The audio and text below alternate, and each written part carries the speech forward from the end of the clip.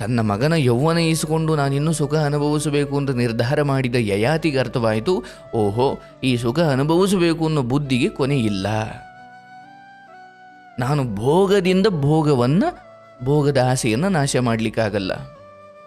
ತುಪ್ಪದಿಂದ ಬೆಂಕಿ ಆರಿಸಬೇಕು ಅಂದ್ಕೊಂಡಂಗಿದು ಕತೆ. ತುಪ್ಪ ಹಾಕಿದ್ರೆ ಬೆಂಕಿ ಆರುತ್ತಾ? ನೀರು ಹಾಕಿದ್ರೆ ಆರುತ್ತೆ, ತುಪ್ಪ ಹಾಕಿದ್ರೆ ಇನ್ನೂ ಹೆಚ್ಚಾಗುತ್ತೆ. ಹಂಗೆ ತಡಿ, ಇದೊಂಚೂರು ಅನುಭವಿಸ್ಬಿಡೋಣ. ನಿನ್ನ ಅನುಭವಿಸುವ ಬುದ್ಧಿ ಹೆಚ್ಚಾದಷ್ಟು ನೀನು ನರಕ. ಇದು ಒಂದು. ಎರಡನೇದು, ನಿಮ್ಗೆ ಯಾರಾದರೂ ಸ್ವಾಮಿ ನಿಮ್ಮ ಥರದವ್ರು ಯಾರಾದರೂ ಇಲ್ಲ ಸ್ವಾಮಿ ನೀವೇ ಅದ್ಭುತ ಅಂದಾಗ ನೀವೇ ಹೇಳಬೇಕು, ಅಯ್ಯೋ ಹಂಗೆಲ್ಲ ಏನಪ್ಪ ನಿಮ್ಮ ದೊಡ್ಡ ಮಾತು ಕಣಯ್ಯ, ಅದೆಲ್ಲ ಇಲ್ಲ, ನನಗಿಂತ ಅದ್ಭುತವಾದವರು ಅವರೇ ಅಂತ ಮನಸಾರೆ ಹೇಳಬೇಕು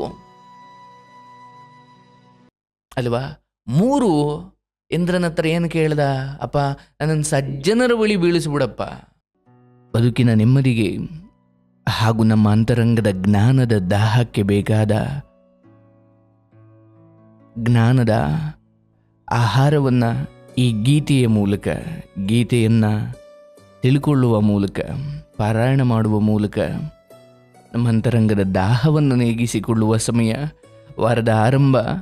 ನಮ್ಮೆಲ್ಲರಲ್ಲೂ ಕೂಡ ಒಂದು ಚೈತನ್ಯ, ಭರವಸೆ, ಉತ್ಸಾಹ ಆರಂಭವಾಗಲಿ ಅಂತ್ಯವಾಗಲಿ ಭಗವಂತನನ್ನು ನಂಬಿ, ಕರ್ಮ ಧರ್ಮಗಳನ್ನು ನಂಬಿ ಬದುಕೋ ನಮ್ಮಂಥವರಿಗೆ ಆರಂಭವೋ ಅಂತ್ಯವೋ ಅದೇ ಉತ್ಸಾಹ ನಾವು ಕಾಯ್ದುಕೊಳ್ಳಬೇಕು.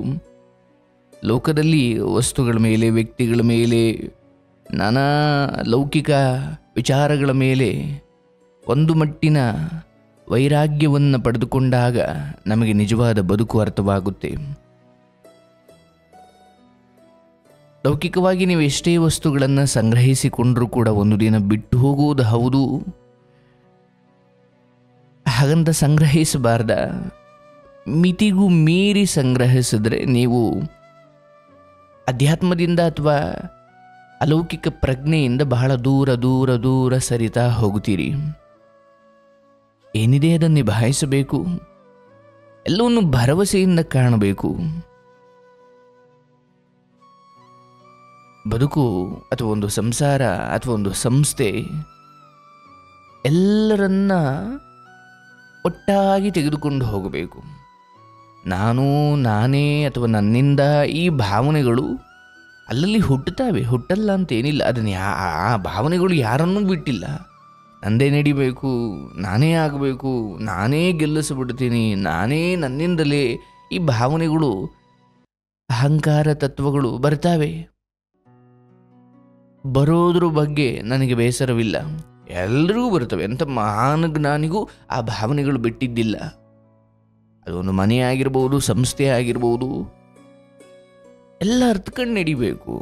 ಆದರೆ ಏನು ಮಾಡಲಿ, ನಾನು ಅರ್ಥಕೊಂಡಷ್ಟು ಅವರು ಅರ್ಥಕೊಳ್ಳಲ್ಲ. ಅಥವಾ ನಮ್ಮ ಯೋಚನೆ ಅಥವಾ ನಮ್ಮ ಗುರಿ ಇದ್ದಕ್ಕೆ ಅದಕ್ಕೆ ವೇಗವಾಗಿ ಅಷ್ಟೇ ವೇಗದಲ್ಲಿ ಅದಕ್ಕೆ ಅವರು ಸ್ಪಂದಿಸಲ್ಲ. ಅವ್ರ ನಿಧಾನ, ನಾನು ಸ್ಪೀಡು, ಅಥವಾ ಅವ್ರಿಗೇನು ಗೊತ್ತಾಗಲ್ಲ, ಅಥವಾ ನನಗೆಲ್ಲ ಗೊತ್ತು. ಏನೇನೋ ಒಂದಷ್ಟು ವ್ಯತ್ಯಾಸಗಳು ಇರ್ತವೆ. ಅದು ಮನೆಯಲ್ಲೋ ಸಂಸ್ಥೆಯಲ್ಲೋ ಎಲ್ಲೋ ಒಂದು ಕಡೆ ಏನು ಯಾವುದೂ ಸರಿಗೆ ಬರ್ತಾ ಇಲ್ವಲ್ಲ. ನೋಡಿ, ಯಾವಾಗ ನಾವು ಈಗ ನಮ್ಮ ಮನೆಯಲ್ಲಿ ಎಂತಲೇ ಅಂದುಕೊಳ್ಳೋಣ, ನಮ್ಮ ಇಚ್ಛೆಯಂತೆ ಎಲ್ಲವೂ ಆಗಬೇಕು ಅನ್ನೋ ಭಾವನೆ ಸದಾಕಾಲ ನಮ್ಮನ್ನು ಸಂಘರ್ಷದಲ್ಲೇ ಇಡುತ್ತೆ. ಹಾಗಂತ ಅಂದ್ಕೊಳ್ಳೋದು ತಪ್ಪ? ಖಂಡಿತ ತಪ್ಪಿಲ್ಲ. ಆದರೆ ಒಂದು ಅರ್ಥ ಮಾಡಿಕೊಳ್ಬೇಕು. ಈ ಲೋಕದಲ್ಲಿ ಒಂದು ಕಾಡು ತಗೊಳ್ಳಿ, ಕಾಡೊಳಗಡೆ ಸಿಂಹವೂ ಇದ್ದಾವೆ, ಆನೆಯೂ ಇದ್ದಾವೆ, ಜಿಂಕೆಯೂ ಇದ್ದಾವೆ, ಮೊಲವೂ ಇದ್ದಾವೆ, ಚಿಕ್ಕ ಪುಟ್ಟ ಪ್ರಾಣಿಗಳು, ಹಾವು, ಮೊಲ, ಜಿಂಕೆ, ಆನೆ, ಸಿಂಹ, ಕೋತಿ, ಅಷ್ಟೇ ಯಾಕೆ ಪುಟ್ಟ ಪುಟ್ಟ ಪಕ್ಷಿಗಳು. ಅಂದರೆ ಒಂದು ಕಾಡೊಳಗಡೆ ಹೇಗೆ ಚಿಕ್ಕ ಪ್ರಾಣಿಗಳು, ಚಿಕ್ಕ ಜೀವಿಗಳಿಂದ ಹಿಡಿದು ದೊಡ್ಡ ಪ್ರಾಣಿವರೆಗೂ ಇದ್ದಾವೆ. ಗಾತ್ರದಲ್ಲಾಗಿರ್ಬೋದು, ಬುದ್ಧಿಯಲ್ಲಾಗಿರ್ಬೋದು, ಶಕ್ತಿಯಲ್ಲಾಗಿರ್ಬೋದು, ನಾನಾ ಬೇರೆ ಬೇರೆ ಬೇರೆ ಬೇರೆ ಶಕ್ತಿಯನ್ನು, ಬೇರೆ ಬೇರೆ ರೂಪವನ್ನು, ಬೇರೆ ಬೇರೆ ಗಟ್ಟಿತನವನ್ನು ಹೊಂದಿರುವು ಬೇರೆ ಬೇರೆ ಇದ್ದಾವೆ, ವೆರೈಟಿ ಆಫ್ ಅನಿಮಲ್ಸ್. ಹಾಗೆ ನಮ್ಮಲ್ಲೂ ಕೂಡ ಮನೆಯಲ್ಲಿ ನಿಮ್ಮಷ್ಟೇ ಸದೃಢವಾಗಿ ನಿಮ್ಮಷ್ಟೇ ತಿಳುವಳಿಕೆಯಿಂದ ಯೋಚನೆ ಮಾಡೋರೇ ಎಲ್ಲರೂ ಇಲ್ಲ. ಒಬ್ರಿಗೇನು ಗೊತ್ತಾಗದೇ ಇರ್ಬೋದು, ಕೆಲವೊಮ್ಮೆ ಗೊತ್ತಾದರೂ ದಡ್ಡತನ ಮಾಡ್ಬೋದು, ಕೆಲವೊಬ್ರಿಗೆ ಅಹಂಕಾರ ಇರ್ಬೋದು. ಏನೋ ನಾನಾ ಕಾರಣಗಳಿಗೋಸ್ಕರ ಅವರು ನಿಮಗೆ ಯಾವಾಗಲೂ ಎದುರಾಳಿಗಳ ಥರ ಕಾಣ್ತಾರೆ. ಬದುಕು ಒಂದು ರಿಲ್ಲೇ ಓಟದ ಥರ ಇರಬೇಕು ಅಂತ ದೊಡ್ಡವರು ಹೇಳ್ತಾರೆ. ರಿಲ್ಲೇ ಓಟ ಗೊತ್ತಲ್ಲ, ಅಂದರೆ 100 × 4, 100 × 4, 100 × 4, ಅಂದರೆ 400 ಮೀಟ್ರನ್ನು ಓಡಬೇಕು. ಆದರೆ 4 ಜನ ಇರ್ತಾರೆ ಇಲ್ಲಿ. ಒಬ್ಬರೇ 400 ಮೀಟ್ರ್ ಓಡಲ್ಲ.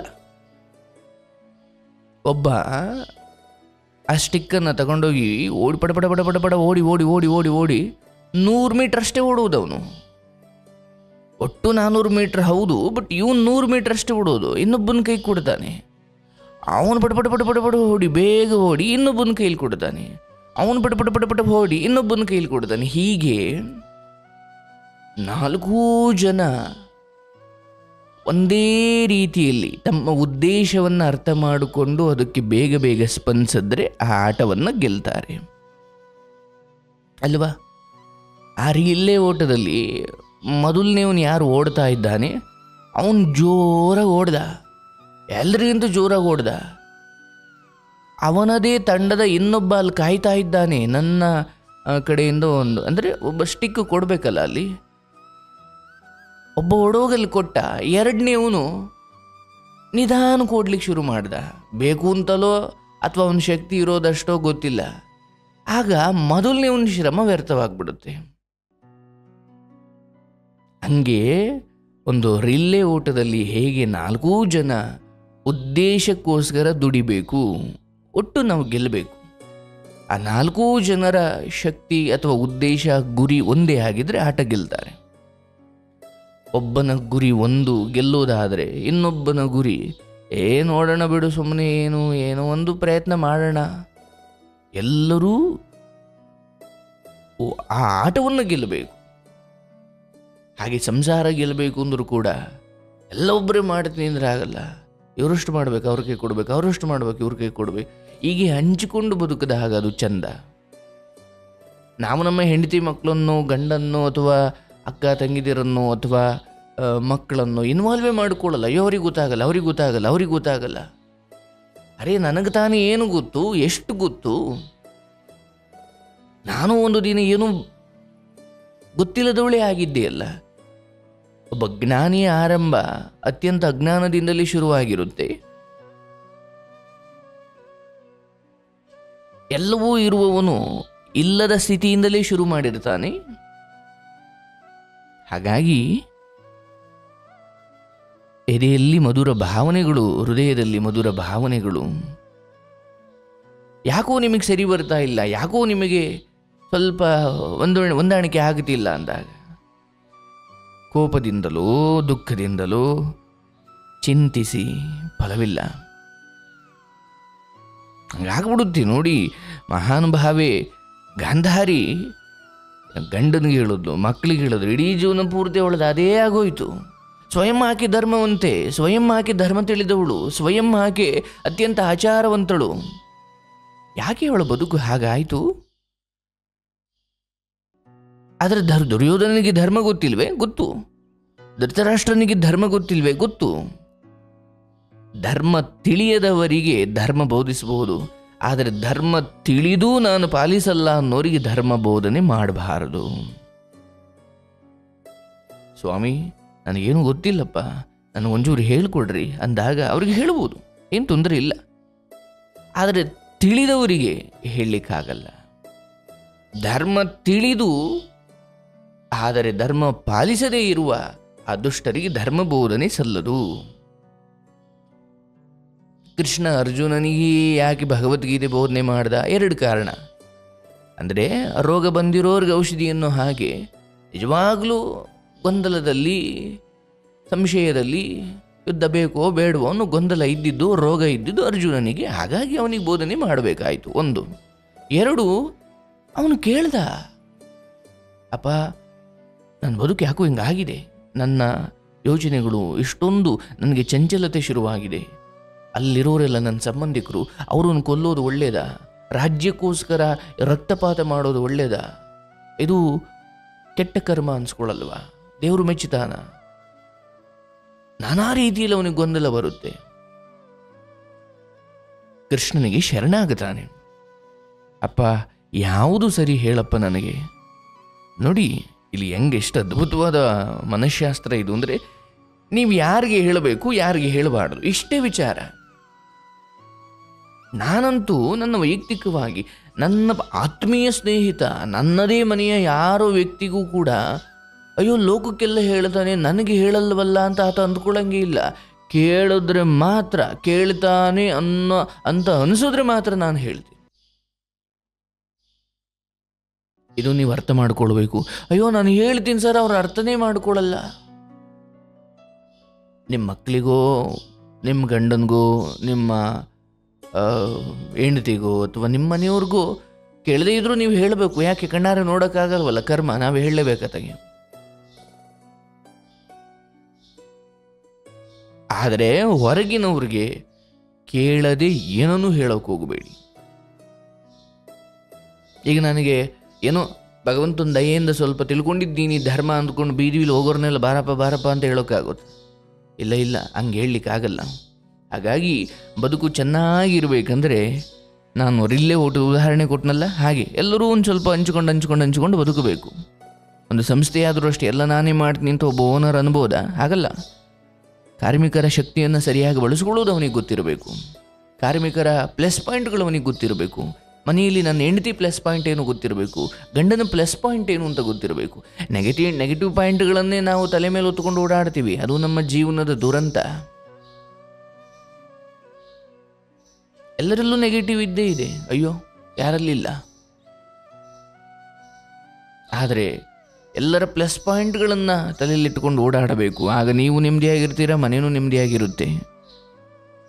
ಯಾವ್ದು ಇಲ್ಲವೋ, ಯಾವುದು ನೀವು ಅಂದ್ಕೊಂಡಂಗೆ ಆಗುತ್ತಿಲ್ವೋ, ಅದಕ್ಕೆ ನೀವು ಜೀವನ ಪೂರ್ತಿ ಕೊರಗೋದ್ರಿಂದ ಯಾವುದೇ ಪ್ರಯೋಜನವಿಲ್ಲ. ಇಲ್ಲದಿರುವುದಕ್ಕೆ ಕೊರಗಬೇಡ, ಇರುವುದನ್ನು ಸ್ಮರಣೆ ಮಾಡುವುದನ್ನು ಮರಿಬೇಡ ಅಂತ. ಇಲ್ಲದೇ ಇರೋದಕ್ಕೆ ಕೊರಗಬೇಡ, ಇರೋದನ್ನು ಅನುಭವಿಸುವುದು ಮರಿಬೇಡ. ಇರೋದು ಅನುಭವಿಸಿ, ಜೀವನ ಚೆನ್ನಾಗಿರುತ್ತೆ. ಭಗವಂತ ನಿನ್ನ ದಯೆ ನಿಧಾನಕ ತಿಳುವಳಿಕೆ ನನಗೆ ಬರ್ತಾ ಹೋಗುತ್ತೆ. ಅಪ್ಪ, ಏನಪ್ಪ ಈ ಬದುಕು ಇಷ್ಟೊಂದು ಈಸಿಯಾಗಿದೆ, ನಾನೇ ಯಾಕೆ ಇದನ್ನು ಇಷ್ಟು ದೊಡ್ಡ ಮಾಡ್ಕೊಂಡಿದ್ದೀನಿ. ಅಯ್ಯೋ ಎಂತೆಂಥವರೇ ಹೊರಟು ಹೋದರು. ಒಂದು ಸಾಮ್ರಾಜ್ಯ ಕಟ್ಟಬೇಕು ಅಂದ್ಕೊಂಡಿದ್ದ, ಹಾರ್ಟ್ ಅಟ್ಯಾಕ್ ಆಗಿ ಹೊಂಟೆ ಹೋದ. ಮತ್ತು ಅವನ ಕನಸು ಏನಾಯಿತು? ಮತ್ತು ಆ ಕನಸಿಗೋಸ್ಕರ ಅವನು ಯಾರ್ಯಾರನ್ನು ನೋಯಿಸಿದ್ದ, ಯಾರ್ಯಾರನ್ನ ನಿಷ್ಠೂರ ಮಾಡಿಕೊಂಡಿದ್ದ. ನಿಷ್ಠೂರ ಮಾಡಿಕೊಂಡು, ಜಗಳ ಆಡಿಕೊಂಡು, ಬೈಕೊಂಡು ಸಾಧಿಸೋದು ಏನೂ ಇಲ್ಲ ಇಲ್ಲಿ. ಏನು ಸುಮ್ಮನೆ ಒಂದಷ್ಟು ಪಾಪಗಳನ್ನ ಹೊತ್ಕೊಂಡು ಹೋಗ್ತೀವಿ. ಅರ್ಥ ಮಾಡ್ಕೊಳ್ಳಿ, ಲೋಕದಲ್ಲಿ ಇಷ್ಟೇ ನಿಯಮ. ನೀವು ಒಳ್ಳೇದು ಕೊಡಬೇಕು, ಒಳ್ಳೇದು ಕೊಟ್ಟರೆ ನಿಮಗೆ ಒಳ್ಳೇದು ಬರುತ್ತೆ. ಅವರಿಂದಲೇ ಬರಬೇಕು ಅಂತೇನಿಲ್ಲ.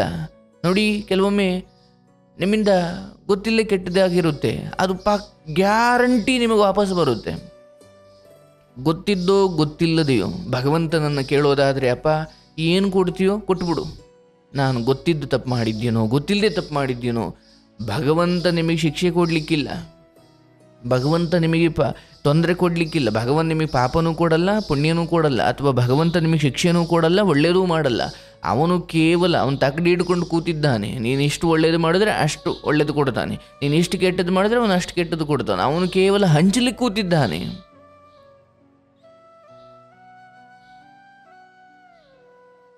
ಹಾಗಾಗಿ ಭಗವಂತ ತಾಯಿ ಮಗುವಿಗೆ ಯಾವಾಗಾದರೂ ಶಿಕ್ಷೆ ಕೊಡ್ತಾರಾ? ಶಿಕ್ಷೆಯ ರೂಪದಲ್ಲಿ ಶಿಕ್ಷಣ ಇರುತ್ತೆ, ಆದರೆ ಶಿಕ್ಷೆಯೇ ಉದ್ದೇಶವಲ್ಲ. ಗುರುಗಳೇ ಹೇಳ್ತಾ ಇದ್ರು ಒಂದು ಮಾತು. ಒಂದು ಗುರುಕುಲ ಇತ್ತು, ಒಂದು ಆಶ್ರಮ ಇತ್ತು, ಅಲ್ಲೂ ನಾನಾ ಜನ ಶಿಷ್ಯರಿದ್ದರು. ಪಾಪ ತಂದೆ ತಾಯಿಗಳು ಮಕ್ಕಳನ್ನ ಅಲ್ಲಿ ಬಿಟ್ಟು ಹೋಗ್ತಿದ್ರು ಗುರುಗಳ ಹತ್ರ. ಯಾರೋ ಒಬ್ಬ ತುಂಬ ತರಲೆ, ತುಂಬ ದಡ್ಡ ವಿದ್ಯಾರ್ಥಿ ಇದ್ದ. ಅವನು ತುಂಬ ತಪ್ಪುಗಳು ಮಾಡಿಕೊಳ್ತಾ ಇದ್ದ. ಪಾಪ ಗುರುಗಳಿಗೆ ಅವನ ಬಗ್ಗೆ ಕರುಣೆ ಇತ್ತು. ಆದರೆ ಬೇರೆ ವಿದ್ಯಾರ್ಥಿಗಳು ಅಥವಾ ಬೇರೆ ವಿದ್ಯಾರ್ಥಿಗಳ ಪೋಷಕರು ಅವಾಗ ಬಂದು ಹೇಳೋರು, ಸ್ವಾಮಿ ಗುರುಗಳೇ, ಅವನಿಂದ ಇಡೀ ಮಕ್ಕಳಿಗೆ ತೊಂದರೆ ಆಗ್ತಾ ಇದೆ. ಏನು ದಡ್ಡ ಅವನು, ಏನು ಒಂಚೂರು ತಿಳುವಳಿಕೆ ಇಲ್ಲ, ಏನು ಜ್ಞಾನ ಪಡ್ಕೊಳ್ಳೋಕೆ ಅವನು ಅದಕ್ಕೆ ಅವನು ಯೋಗ್ಯತೆಯೇ ಇಲ್ಲ, ಅವನು ಶಾರದೆ ಒಲ್ಲದೇ ಇಲ್ಲ ಅಂತ ದಡ್ಡನ್ನು ಯಾಕೆ ಇಟ್ಕೊಂಡಿದ್ದೀರಿ? ಅವನಿಗೆ ಶಿಕ್ಷೆ ಕೊಡಿ, ಅವನು ತಪ್ಪು ಮಾಡ್ತಾನೆ, ಏನೇನೋ ಮಾತಾಡ್ತಾನೆ. ಹೆಂಗೆ ಅವನ ಬಗ್ಗೆ ಕಂಪ್ಲೇಂಟ್ ಹೇಳ್ತಾನೆ ಇದ್ರು. ಗುರುಗಳು ಆಯಿತು ಇರಿ ಏನೋ ಮಾಡೋಣ, ಏನು ತೊಂದರೆ ಇಲ್ಲ, ಆಯ್ತಪ್ಪ ಶಿಕ್ಷೆ ಕೊಡೋಣ, ತೊಂದರೆ ಇಲ್ಲ, ಇನ್ನು ಸ್ವಲ್ಪ ನೋಡೋಣ ಇರಿ ಅಂತ ಎಲ್ಲರನ್ನೂ ಸಮಾಧಾನ ಮಾಡ್ತಲೇ ಇದ್ರು. ಒಂದು ದಿನ ಈ ಕಂಪ್ಲೇಂಟ್ ಹೇಳ್ತಿದ್ದ ಪೋಷಕರು ಯಾವುದೋ ಒಂದು ಕಾರಣಕ್ಕೆ ತಮ್ಮ ಮಗನ ವಿಚಾರಕ್ಕೆ ಬಂದರು ಗುರುಗಳ ಹತ್ರ.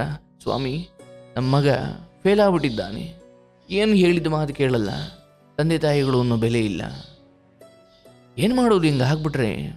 ಆಗ ಗುರುಗಳು ಹೇಳಿದ್ರು, ಒಂದು ಕೆಲಸ ಮಾಡಿ, ಊರಾಚೆ ಒಂದು ಬೆಟ್ಟ ಇದೆ ಅಲ್ವಾ? ಹಾಂ ಗುರುಗಳೇ ಇದೆ, ನೀವು ನಿಮ್ಮ ಹೆಂಡತಿ ಮತ್ತು ಮಗ 3 ಬೆಟ್ಟದ ಮ್ಯಾಕೆ ಹೋಗಿ. ಹಾಂ ಆಯಿತು ಗುರುಗಳೇ.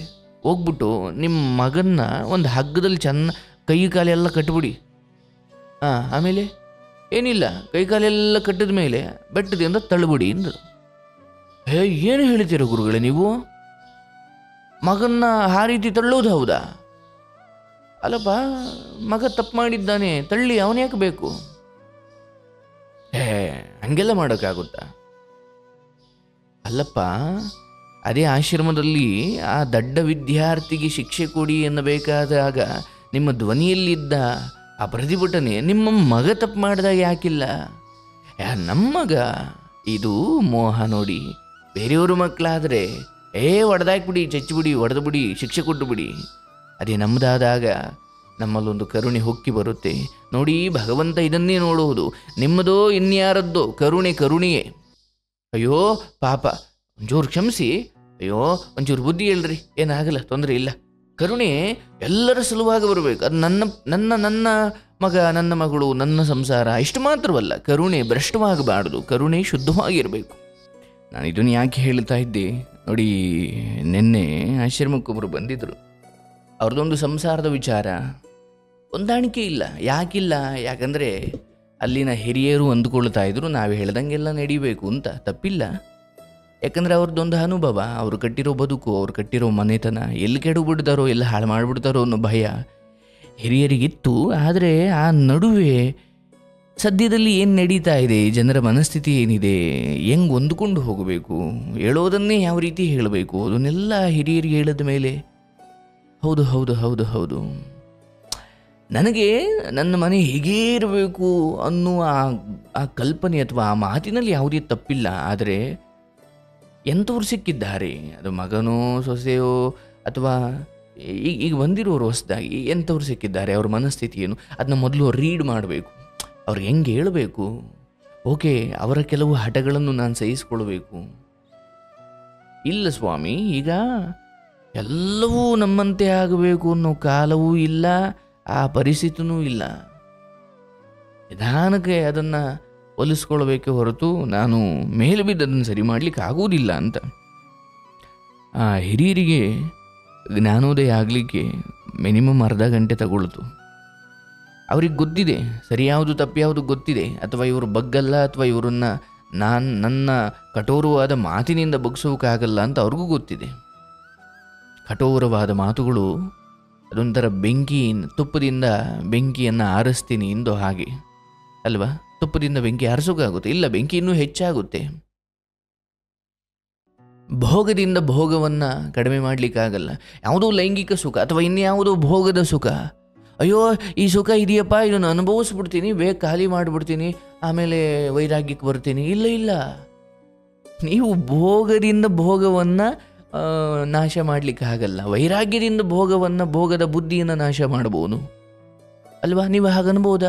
ಅಯ್ಯೋ ಒಂಚೂರು ಭೋಗದ ಆಸೆ ಸರ್, ನನಗೆ ಎಲ್ಲ ಅನುಭವಿಸ್ಬೇಕು ಅನ್ನೋ ಆಸೆ, ಹಾಗಾಗಿ ಇದೊಂಚೂರು ಅನುಭವಿಸ್ಬಿಡ್ತೀನಿ, ಆಮೇಲೆ ಬರ್ತೀನಿ. ಇಲ್ಲ, ನೀವು ಅನುಭವಿಸಿದಷ್ಟು ಅದು ಜಾಸ್ತಿ ಆಗುತ್ತೆ. ವೈರಾಗ್ಯದಿಂದ ಭೋಗವನ್ನು ಕಡಿಮೆ ಮಾಡಬಹುದು ಹೊರತು ಭೋಗದಿಂದ ಭೋಗವನ್ನು ಕಡಿಮೆ ಮಾಡಲಿಕ್ಕಾಗಲ್ಲ. ಅದು ಯಯಾತಿಯ ಕಥೆ ಆಗಿಬಿಡುತ್ತೆ. ಅಯ್ಯೋ ನಂಗೆ ಸಾಯಕ್ಕೆ ಇಷ್ಟ ಇಲ್ಲ, ಇನ್ನೂ ನನಗೆ ಬದುಕೋ ಆಸೆ ಇದೆ ಅಂತ ಶುಕ್ಲಾಚಾರ್ಯರ ಬಳಿ ಕೇಳ್ಕೊಳ್ತಾನೆ ಯಯಾತಿ ಅನ್ನೋ ರಾಜ. ನಿಮ್ಮ ಮಕ್ಕಳಲ್ಲಿ ಯಾರಾದರೂ ಅವ್ರ ಯೌವನವನ್ನು ನಿನಗೆ ಕೊಡೋದಾದರೆ ನೀನು ತಗೊಳ್ಬೋದಪ್ಪ, ನಿನ್ನ ವೃದ್ಧಾಪ್ಯವನ್ನು ನಿನ್ನ ಮಕ್ಕಳಿಗೆ ಕೊಡ್ಬೋದು. ಅವನು ಯಯಾತಿ ಎಲ್ಲ ಮಕ್ಕಳನ್ನು ಕೇಳ್ತಾನೆ, ಅಪ್ಪ ನಮಗಿನ್ನೂ ಬದುಕಬೇಕು, ಇನ್ನೂ ಸುಖ ಪಡಬೇಕು ಅನ್ನೋ ಆಸೆ ಇದೆ. ನಾಚಿಕೆನೇ ಇಲ್ಲ ಅವನಿಗೆ. ತನ್ನ ಮಕ್ಕಳು ಯೌವನ ಕಿತ್ಕೊಳ್ಬೇಕಾ ನಾನು ಅನ್ನೋ ಯೋಚನೆಯೇ ಇಲ್ಲ. ಎಲ್ಲ ಮಕ್ಕಳನ್ನು ಕೇಳ್ತಾನೆ, ಯಾರೂ ಕೊಡಲ್ಲ, ಶಾಪ ಕೊಟ್ಬಿಡ್ತಾನೆ. ಕಡೆಯಲ್ಲಿ ಒಬ್ಬ ಪುರೂರವ ಅನ್ನೋ ಮಗ, ಅವನು ಅಪ್ಪ ಈ ದೇಹ ನಿನ್ನಿಂದ ಬಂದಿರೋದಪ್ಪ, ಇದ್ರ ಮೇಲೆ ನಿನಗೆ ಅಧಿಕಾರವಿದೆ, ಆಯಿತು ನಿನ್ನ ವಯಸ್ಸು ನಿನ್ನ ವೃದ್ಧಾಪ್ಯವನ್ನು ನನಗೆ ಕೊಡು, ನನ್ನ ಯೌವನವನ್ನು ನೀನು ತಗೋ.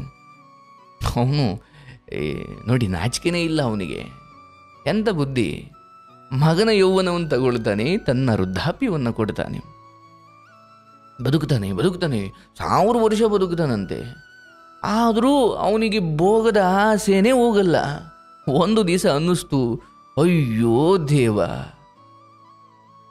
ಭೋಗ ಅಂದರೆ ನಾನು ಯೌವನ ತಗೊಂಡು ಇನ್ನೊಂದಷ್ಟು ವರ್ಷ ಸುಖ ಅನುಭವಿಸ್ಬಿಟ್ರೆ ಯಾವತ್ತೂ ಒಂದು ದಿನ ಸಾಕಪ್ಪ ಅನಿಸ್ಬಿಡುತ್ತೆ ಅಂತ ಅವನು ಅಂದ್ಕೊಂಡ. ಇಲ್ಲ, ನೀನು ಎಷ್ಟು ಅನುಭವಿಸಿದ್ರೂ ಅದು ನಿಲ್ತಾ ಇಲ್ಲ, ದೇಹಕ್ಕೂ ವಯಸ್ಸಾಗ್ತಾ ಇದೆ. ಆದರೆ ಈ ಚಟಗಳಿಗೆ, ಈ ವ್ಯಸನಗಳಿಗೆ, ಈ ಆಸೆಗಳಿಗೆ ವಯಸ್ಸಾಗ್ತಾ ಇಲ್ಲ. ಅವನಿಗೊಂದು ದಿವಸ ಅನ್ನಿಸ್ತು, ಓಹೋ ಇದು ಮುಗಿಯದ ಕತೆ ಅಂತ ಹೇಳಿ ಮತ್ತೆ ಅವನಿಗೆ ತನ್ನ ಮಗ ಯಾರು ಪುರೂರವ ಇದ್ನಲ್ಲ, ಅವನಿಗೆ ಮತ್ತೆ ಅವನ ಯೌವನವನ್ನು ಅಥವಾ ಅವನಿಗೆ ವರ ಕೊಟ್ಟು ಅವನಿಗೆ ರಾಜ್ಯ ವಹಿಸಿಬಿಟ್ಟು ಇವನು ಕಾಡಿಗೆ ಹೋಗ್ತಾನೆ. ಅಲ್ಲಿ ಋಷಿಮುನಿಗಳ ಜೊತೆ ಬದುಕಿ ಒಂದು ದಿನ ಗೌರವಾನ್ವಿತವಾಗಿ ಸ್ವರ್ಗಕ್ಕೆ ಹೋಗುತ್ತಾನೆ. ಸ್ವರ್ಗಕ್ಕೆ ಹೋದಾಗ ಇಂದ್ರನೇ, ಯಾಕಂದರೆ ಇವನು ಶೂರ, ಮಹಾನುಭಾವ, ಒಳ್ಳೆ ರಾಜ್ಯಭಾರ ಮಾಡಿದ್ದವನು, ನಾನಾ ಯಜ್ಞ ಯಾಗಗಳನ್ನು ಮಾಡಿದ್ದವನು. ಸ್ವರ್ಗಕ್ಕೆ ಹೋದ. ಇಂದ್ರನೇ ಅವನನ್ನು ಬಾಗಿಲಲ್ಲಿ ನಿಂತು ಸ್ವಾಗತ ಮಾಡ್ದ, ಒಳಗಡೆ ಕರ್ಕೊಂಡು ಹೋದ. ಅಯ್ಯೋ ಏನು ಸ್ವರ್ಗ, ಅದ್ಭುತ. ಯಯಾತಿಗೆ ಸ್ವರ್ಗಕ್ಕೆ ಕರ್ಕೊಂಡು ಹೋದಾಗ ಇಂದ್ರ ಕೇಳ್ತಾನೆ, ಅಪ್ಪ ನೀನು ಮಹಾನುಭಾವ, ಮಹಾನು ರಾಜ, ಏನು ಒಳ್ಳೆ ಆಡಳಿತ ಮಾಡಿದ್ದೀಯ, ಸ್ವರ್ಗಕ್ಕೆ ಬಂದಿದ್ದೀಯ. ಅಲ್ಲ ಹೇಳು, ನಿನ್ನಂಥ ಬೇರೆ ಮಹಾಚೂರ, ಮಹಾನುಭಾವ ಭೂಲೋಕದಲ್ಲಿ ಇನ್ನು ಯಾರಾದರೂ ಇದ್ದಾರಾ ಅಂದಾಗ ಇವನೇನು ಹೇಳಬೇಕು? ನನ್ನಂಥ ಮಹಾನುಭಾವ ಇನ್ಯಾರೂ ಇಲ್ಲ ಭೂಲೋಕದಲ್ಲಿ ಎಂದುಬಿಟ್ಟ. ತಕ್ಷಣ ಅವನಿಗೆ ಬಾಯಾರಿಕೆ, ನೀರಡಿಕೆ, ವಯಸ್ಸಾಗುವುದು, ನಿದ್ದೆ ಬರೋದು ಅಥವಾ ಹಸಿವಾಗುವುದು ಎಲ್ಲ ಆಗ್ಬಿಡ್ತು. ಅರೆ ಅವನಿಗೆ ಅಲ್ಲ ಸ್ವರ್ಗದಲ್ಲಿ ಇದ್ಯಾವುದೂ ಇಲ್ಲ, ಬಾಯಾರಿಕೆ ಇಲ್ಲ, ಹಸಿವಿಲ್ಲ, ವಯಸ್ಸಾಗಲ್ಲ ಅಥವಾ ರೋಗ ರುಜಿನಗಳಿಲ್ಲ. ಇದೇನು, ನಾನು ಸ್ವರ್ಗಕ್ಕೆ ಬಂದರೂ ನನಗೆ ಈ ಥರ ಎಲ್ಲ ಅನುಭವ ಆಗ್ತಿದೆ, ಏನಿದು ಕತೆ ಅಂತ ಇಂದ್ರ ನನ್ನ ಕೇಳ್ತಾನೆ. ಇಂದ್ರ ಹೇಳ್ತಾನೆ, ಅಯ್ಯ ನೀನು ಪುಣ್ಯ ಮಾಡಿದ್ದೆ ಹೌದು, ನಿನ್ನಂಥ ಮಹಾನುಭಾವ ಭೂಲೋಕದಲ್ಲಿ ಯಾರಾದರೂ ಇದ್ದಾರಾ ಅಂತ ಕೇಳಿದಾಗ ನೀನೇನು ಹೇಳಬೇಕಿತ್ತು? ಅಯ್ಯೋ ನಾನೇನಪ್ಪ, ನನಗಿಂತ ಅದ್ಭುತವಾದವರು ಇದ್ದಾರೆ ಅನ್ಬೇಕಿತ್ತೆ ಹೊರತು ನನ್ನನ್ನು ಬಿಟ್ಟರೆ ಯಾರೂ ಇಲ್ಲ ಅಂದಲ್ಲ. ತಕ್ಷಣವೇ ನಿನ್ನ ಪುಣ್ಯವೆಲ್ಲ ಕರಗಿ ಹೋಯಿತು ಅಂದಾಗ ಮತ್ತೆ ಭೂಲೋಕಕ್ಕೆ ಹೋಗಬೇಕು ನೀನೀಗ. ಅಯ್ಯೋ ಇದೆಂಥ ಕೆಲಸ ಮಾಡ್ಕೊಂಡ್ಬಿಟ್ಟೆ ನಾನು. ಬೀಳ್ತಾ ಇದ್ದಾನೆ ಭೂಲೋಕಕ್ಕೆ ಅವನು.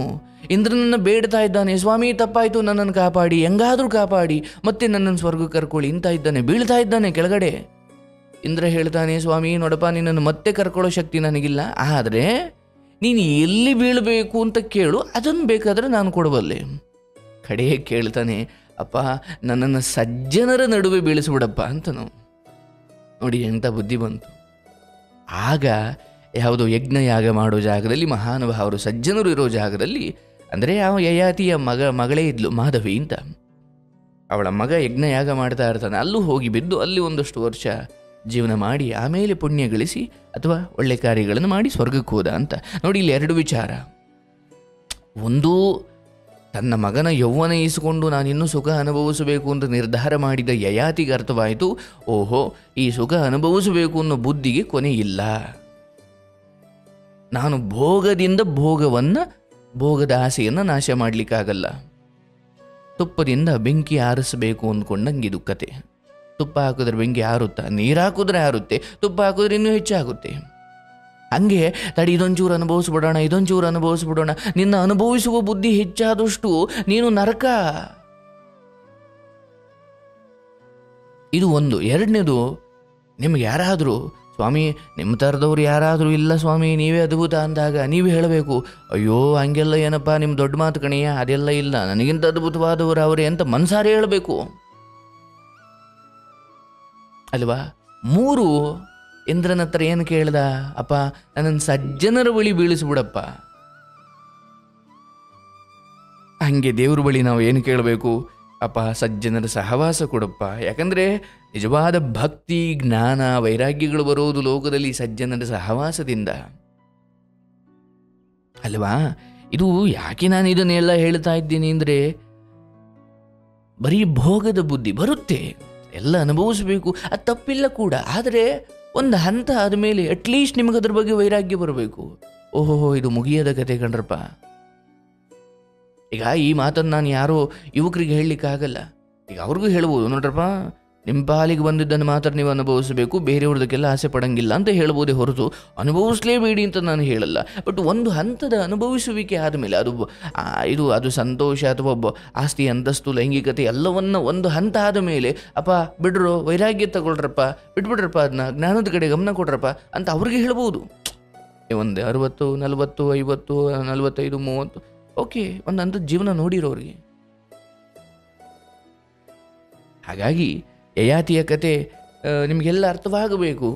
ಬೆಳೆಸೋದಾದರೆ ನನ್ನನ್ನು ಸಜ್ಜನರ ನಡುವೆ ಬೆಳೆಸರಪ್ಪ ಅಂತ.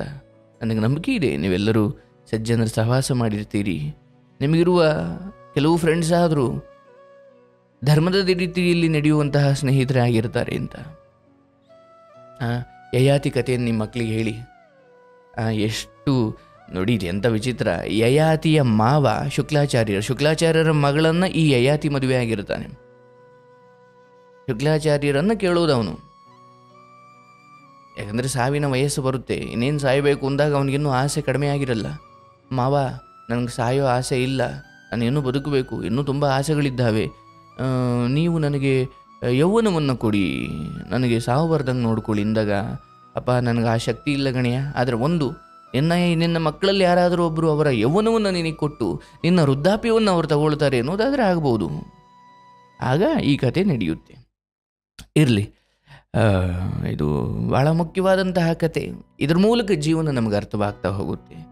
ನಾನಂತೂ ವೈಯಕ್ತಿಕವಾಗಿ ಆಸೆ ಆಕಾಂಕ್ಷೆಗಳಿಗೆ ಏನು ಕಡಿಮೆ ಇಲ್ಲ, ಎಲ್ಲರಿಗೂ ಬಂದಂತೆ ನಮಗೂ ಬರ್ತಾವೆ. ಆದರೆ ಧರ್ಮಕ್ಕೆ ನಿಲ್ಲಬೇಕು. ಈಗ ನನಗನ್ಸೋದು, ಅಂತರಂಗದಲ್ಲಿ ಒಂದಷ್ಟು ಆಲೋಚನೆಗಳು ಎಲ್ರಿಗೂ ಬರ್ತವೆ. ಮದುವೆ ಆಗಿರ್ಬೋದು, ಆಗದೇ ಇರಬಹುದು, ಅಥವಾ ಶ್ರೀಮಂತಿಕೆ ಇರ್ಬೋದು, ಅಥವಾ ಬಡತನ ಇರ್ಬೋದು. ಎಲ್ಲರಿಗೂ ಅವರವ್ರದೇ ಮನಸ್ಸಲ್ಲಿ ಸಂಘರ್ಷಗಳು, ಬೇಕು ಬೇಡ, ಒಳ್ಳೆಯದು ಕೆಟ್ಟದ್ದು. ಆದರೆ ಅದನ್ನು ನಿಯಂತ್ರಿಸೋದಿದೆಯಲ್ಲ, ಸುಮ್ಮನೆ ಬರಲ್ಲ ಸ್ವಾಮಿ. ಅದು ಹೇಗೆ ಬರುತ್ತೆ? ಎಂಥ ವಿಚಾರಗಳನ್ನು ಕೇಳ್ತಾ ಕೇಳ್ತಾ ಕೇಳ್ತಾ ಕೇಳ್ತಾ. ಬದುಕಿನ ಬಗ್ಗೆ ಬೇಸರ ಬೇಡ. ಅಯ್ಯೋ ಇಷ್ಟೇನ ಜೀವನ ಅನ್ನಂಗಿಲ್ಲ, ಚೆನ್ನಾಗಿ ಬದುಕಬೇಕು. ನೀವು ಒಳ್ಳೆ ಡ್ರೆಸ್ ಹಾಕಬೇಕು, ಒಳ್ಳೆ ಚೆನ್ನಾಗಿ ಫ್ರೆಂಡ್ಶಿಪ್ ಮಾಡಬೇಕು, ಒಳ್ಳೆ ಮಾತಾಡಬೇಕು, ಇನ್ನೂ ಆ್ಯಕ್ಟಿವ್ ಆಗಿರಬೇಕು. ಅಧ್ಯಾತ್ಮ ನಿಮಗೆ ಏನು ಸಾವಿನ ಮನೆಯಲ್ಲಿ ಕೂತ್ಕೊಳ್ಳಿ ಅಂತ ಹೇಳ್ಕೊಡ್ತಾ ಇಲ್ಲ. ಆನಂದಿಸಿ, ನಲಿತೀರಿ, ಸಂತೋಷವಾಗಿರಿ. ಆದರೆ ಇವುಗಳನ್ನು ತಿಳಿದು ಬದುಕಿ. ನೀವು ಭಗವದ್ಗೀತೆ ಕ್ಲಾಸಿಗೆ ಬರ್ತೀರಿ, ಅಧ್ಯಾತ್ಮದ ಕ್ಲಾಸಿಗೆ ಬರ್ತೀರಿ ಅಂದ್ಕೊಂಡು ಸತ್ತು ಹೆಣಗಳಿದ್ದಂಗೆ ಇರಂಗಿಲ್ಲ ಅಂತ ದೊಡ್ಡವರು ಹೇಳಿದ್ರು ನಮಗೆ. ಕೆಲವೊಮ್ಮೆ ಹಂಗೆ ತಪ್ಪು ಕಲ್ಪನೆ ಮಾಡ್ಕೊಂಡ್ಬಿಡ್ತಾರೆ ಜನ. ಅಯ್ಯೋ ಅಧ್ಯಾತ್ಮ ಅಂದ್ರೆ ಯಾರ ಹತ್ರ ಏನು ಮಾತಾಡಂಗಿಲ್ಲಪ್ಪ, ನಾವು ಗಂಭೀರವಾಗಿರಬೇಕು. ಗಂಭೀರತೆ ಸುಮ್ಮನೆ ಇರೋದ್ರಿಂದ ಬರುವುದಲ್ಲ, ತೂಕಬದ್ಧವಾದ ಮಾತುಗಳಾಡಬೇಕು. ಎಲ್ಲಿ ಮಾತಾಡಬೇಕು ಅಲ್ಲಿ ಮಾತಾಡಬೇಕು, ಎಷ್ಟು ಮಾತಾಡಬೇಕು ಅಷ್ಟು ಮಾತಾಡಬೇಕು, ಏನು ಮಾತಾಡಬೇಕು ಅದನ್ನೇ ಮಾತಾಡಬೇಕು. ಲೂಸ್ ಟಾಕ್ಸ್ ಅನ್ನೋದು ನಿಮ್ಮ ವ್ಯಕ್ತಿತ್ವಕ್ಕೆ ಧಕ್ಕೆ ತರ್ತಾವೆ. ನನ್ನ ಬಗ್ಗೆ ತುಂಬ ಕಂಪ್ಲೇಂಟ್ಗಳಿದ್ದಾವೆ. ಮನೆಯಲ್ಲಿ ಈತ ಹೆಚ್ಚಾಗಿ ಮಾತಾಡಲ್ಲ ಅನ್ನ, ಅಥವಾ ಸ್ನೇಹಿತರ ವಲಯದಲ್ಲಿ ಹೆಚ್ಚಾಗಿ ಮಾತಾಡಲ್ಲ. ನೋಡಿ, ನನಗೊಂದು ನಂಬಿಕೆ, ನೀವು ನನಗೆ ಕೊಟ್ಟಷ್ಟು ಬೆಲೆಯನ್ನೇ ನನ್ನ ಸ್ನೇಹಿತರು, ನನ್ನ ಸುತ್ತಮುತ್ತ ಇರೋರೆಲ್ಲರೂ ಕೊಡಬೇಕು ಅಥವಾ ಕೊಡ್ತಾರೆ ಅನ್ನೋ ಭ್ರಮೆಯಲ್ಲಿ ನಾನಿಲ್ಲ. ನಿಮಗೆ ನನ್ನ ಮಾತುಗಳು ಬೇಕು. ನಾನು ನಿಮ್ಮನ್ನು ಮೇಲೆ ಕೂರಿಸಿ ನಾನು ಕೆಳಗೆ ಕೂತು ನಾನು ಗಂಟೆಗಟ್ಟಲೆ ಮಾತಾಡಬಲ್ಲೆ. ಆದರೆ ಸುತ್ತಮುತ್ತ ಇರೋರಿಗೆ ಅದು ಬೇಕು ಅಂತ ಅವ್ರಿಗನ್ಸಿಲ್ವೋ ಅಥವಾ ಅವರು ಅದನ್ನು ಕೇಳಲ್ವೋ ಗೊತ್ತಿಲ್ಲ. ಎಲ್ಲಿ ಕೇಳ್ತಾರೋ ಅಲ್ಲಿ ನಾನು ಅವರ ಪಾದದಲ್ಲಿ ಕೂತು ಮಾತಾಡ್ತೇನೆ. ಇಲ್ಲಿ ಕೇಳಲ್ವೋ, ನನಗೆ ಭಗವಂತ ಹುಟ್ಟಿನಿಂದಲೇ ಮಾತಾಡೋ ಶಕ್ತಿ ಕಿತ್ಕೊಂಡ್ಬಿಟ್ಟಿದ್ದಾನೆ ಅನ್ನೋ ರೀತಿಯಲ್ಲಿ ನಾನು ಇರ್ತೇನೆ. ಅದಕ್ಕೆ ಭಗವಂತನ ಕುರಿತು ದಾಸರು ಒಂದು ಮಾತು ಹೇಳ್ತಾರೆ, ನೀನು ಮಲಗಿ ಹಾಡಿದರೆ ಅವನು ಕುಳಿತು ಕೇಳ್ತಾನೆ.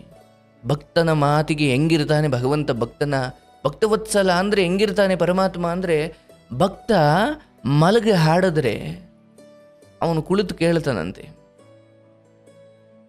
ಭಕ್ತ ಕುಳಿತು ಹಾಡಿದ್ರೆ ಭಗವಂತ ನಿಂತು ಕೇಳ್ತಾನೆ. ಭಕ್ತ ನಿಂತು ಹಾಡಿದ್ರೆ ಭಗವಂತ ಕುಣಿದು ಕೇಳ್ತಾನೆ. ಭಕ್ತನ ಮೇಲು ಕೂರಿಸಿ ಭಗವಂತ ಕೆಳಗೆ ಕೂರ್ತಾನೆ. ಮಲಗಿ ಪಾಡಲು ಆತ ಕುಳಿತು ಕೇಳುವ, ಈತ ಕುಳಿತು ಪಾಡಲು ಆತ ನಿಂತು ಕೇಳುವ, ಈತ ನಿಂತು ಪಾಡಲು ಆತ ನಲಿದು ಕೇಳುವ. ಮಲಗಿದರೆ ಕೂರುವ, ಕೂದರೆ ನಿಲ್ಲುವ, ನಿಂತರೆ ನಲಿಯುವ, ನಲಿದರೆ ಒಲಿಯುವ ಅಂತ ದಾಸರು ಮಾತು. ಭಗವಂತನಿಗೆ ಹಾಗೆ ಭಕ್ತನೊಬ್ಬ ಪ್ರಿಯನಾಗ್ತಾನೆ. ಭಗವಂತ ಭಕ್ತನಿಗೋಸ್ಕರ ಏನು ಬೇಕಾದರೂ ಮಾಡ್ತಾನೆ ಅಂತ. ಇರಲಿ, ಇವೆಲ್ಲ ನಿಧಾನಕ್ಕೆ ನಿಮ್ಮ ಹೃದಯಕ್ಕೆ ಇಳಿದು ಜನ್ಮ ಜನ್ಮಕ್ಕೂ ಉಳಿಬೇಕು, ಅದು ನನ್ನ ಆಸೆ. ಆಯಿತು, ಒಂದೆರಡು ಶ್ಲೋಕ ನೋಡ್ಕೊಳ್ತೀವಿ, ತಿಳ್ಕೊಳ್ತೀವಿ, ಸರಿ, ಅದೇ ಇದ್ದೇ ಇದೆ, ಹೇಳ್ತೀನಿ, ನಿಮಗೆ ಅರ್ಥ ಮಾಡಿಸ್ತೀನಿ. ಅದರ ಮೊದಲು ನಿಮ್ಮ ಮನಸ್ಸು ಹದ ಆಗಬೇಕು. ಆಯಿತಾ? ಆಗಲಿ. ಅಯ್ಯೋ, ಭಗವದ್ಗೀತೆ ಎಲ್ಲೋಯ್ತಪ್ಪ ಅನ್ಬೇಡಿ. ಇದೇ ಭಗವದ್ಗೀತೆ, ಇದೇ ಭಗವಂತನ ಗೀತೆ. ಇದೇ ನಾವು ಭಗವದ್ಗೀತೆಗೆ ಬಂದಿದ್ದೀವ, ಪ್ರವಚನಕ್ಕೆ ಬಂದಿದ್ದೀವ ಅನ್ಬೇಡಿ. ಆಗಲಿ, ಸಂತೋಷ. ನಾನು ಕಳೆದ ತರಗತಿಯಲ್ಲಿ 7ನೇ ಅಧ್ಯಾಯದ 4ನೇ ಶ್ಲೋಕದ ಬಗ್ಗೆ ಮಾತಾಡ್ತಿದ್ದೆ.